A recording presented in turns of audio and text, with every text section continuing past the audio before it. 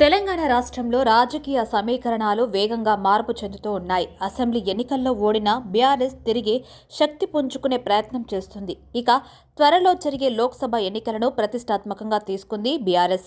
అందులో భాగంగా నియోజకవర్గాల వారీగా సమీక్షలు నిర్వహిస్తుంది. ఇదే సమయంలో పార్టీ పేరుపైన చర్చలు జరుగుతూ ఉన్నాయి.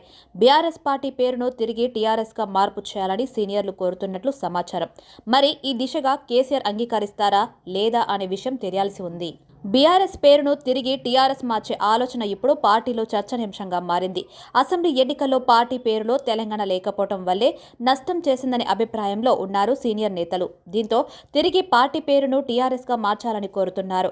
ఇక తాజాగా పార్టీ సీనియర్ నేత కడియం శ్రీహరి చేసిన వ్యాఖ్యలు సంచలనంగా మారాయి.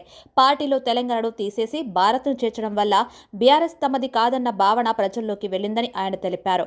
కొంతమంది ప్రజలు అలా భావించి పార్టీకి దూరమై ఉంటారనే అభిప్రాయం వ్యక్తం చేశారు శ్రీహరి. తెలంగాణ ఇంటి పార్టీగా పేరులోనే తెలంగాణ ఉండాలనేది సీనియర్లు చెబుతున్నారు. పార్టీ పేరులో తిరిగి తెలంగాణ చేర్చడం ద్వారా పూర్వ వైభవం సాధ్యమేనని అంచనా వేస్తున్నారు నేతలు. ఈ విషయానికి సంబంధించి ఎక్కువ మంది కార్యకర్తలు కూడా అదే అభిప్రాయపడుతున్నట్టు కడియం తెలిపారు. పార్టీ పేరులో తెలంగాణను తొలగించి భారత్ చేర్చడం వల్ల తెలంగాణ సెంటిమెంట్పై ప్రభావం చూపుతుందనే వాదన పార్టీలో వినిపిస్తున్నట్లు సమాచారం. సాధ్యమైనంత త్వరగా పార్టీలో తిరిగి తెలంగాణ ఉండేలా బీఆర్ఎస్ను టీఆర్ఎస్గా మార్చాలని కోరుతున్నారు నేతలు. మాజీ మంత్రి కేటీఆర్ సమక్షంలోనే కడియం శ్రీహరి ఈ వ్యాఖ్యలు చేయడం ప్రాధాన్యతగా మారింది. ఇప్పుడు ఒకవేళ జాతీయ స్థాయి రాజకీయాల్లో బీఆర్ఎస్ ఉండాలనుకుంటే అలాగే ఉంచి రాష్ట్ర రాజకీయాలకు టీఆర్ఎస్ను తెర మీదకు తీసుకొచ్చే విషయాన్ని ఆలోచించాలి.